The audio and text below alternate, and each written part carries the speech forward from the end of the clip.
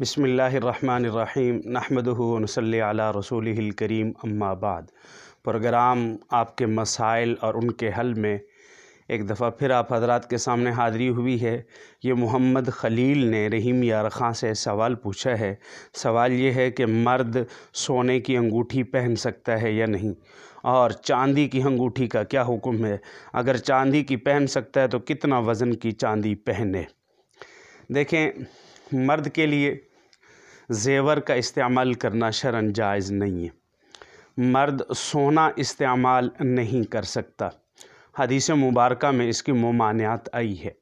حضرت برہ بن عازب رضی اللہ تعالی عنہ کی حدیث ہے، فرماتے ہیں کہ رسول اللہ صلی اللہ علیہ وسلم نے ہمیں 7 چیزوں سے منع فرمایا، اور ان میں ایک یہ ہے کہ مردوں کے لیے سونے کی انگوٹھی سے حضور اکرم صلی اللہ علیہ وسلم نے منع فرمایا۔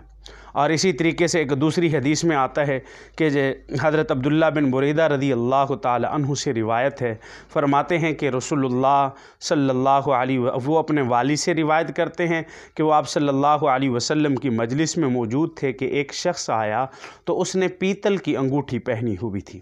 حضور اکرم صلی اللہ علیہ وسلم نے اسے دیکھ کر فرمایا کہ مجھے آپ سے بتوں کی بو آتی ہے، تو اس نے وہ انگوٹھی اتار کر پھینک دی۔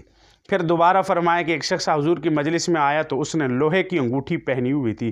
حضور نے فرمایا کہ میں آپ پر جہنم کا زیور دیکھتا ہوں، تو اس نے اس کو بھی پھینک دیا۔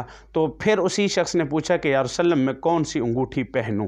تو آپ صلی اللہ علیہ وسلم نے فرمایا کہ چاندی کی اگر پہننی ہے تو چاندی کی انگوٹھی مرد کے لیے۔ اور مرد کے لیے چاندی کی انگوٹھی کتنا جائز ہے؟